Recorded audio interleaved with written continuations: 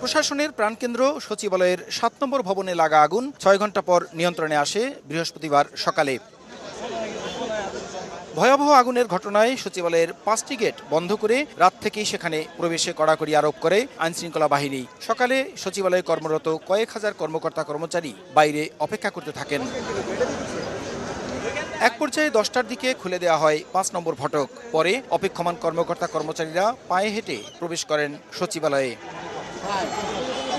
কিন্তু সচিবালয়ের বিভিন্ন ভবন বিদ্যুৎহীন ও লিফটগুলো বন্ধ থাকায় বেশিরভাগ কর্মকর্তা কর্মচারী অফিস করতে পারেননি। ফলে কাজের ক্ষেত্রে দেখা দেয় স্থবিরতা। এ অবস্থায় প্রবেশের কিছুক্ষণ পরেই কর্মকর্তা কর্মচারীরা বাইরে বেরিয়ে আসতে থাকেন।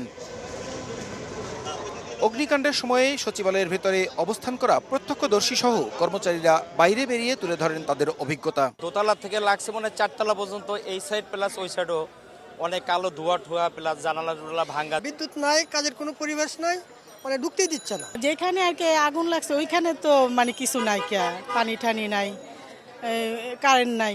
এদিকে আগুনে ক্ষতিগ্রস্ত ভবন পরিদর্শন করেন দুর্যোগ ব্যবস্থাপনা ও ত্রাণ উপদেষ্টা ফারুকী আজম। পরে গণমাধ্যমকে তিনি জানান, সচিবালয়ে আগুনের ঘটনায় উচ্চ পর্যায়ের তদন্ত কমিটি গঠন করা হয়েছে। পুরো বিষয় খতিয়ে দেখার পরেই অগ্নিকাণ্ডের প্রকৃত কারণ জানা যাবে। তদন্ত না হওয়ার আগে বলা যাচ্ছে না এটা কি হয়েছে।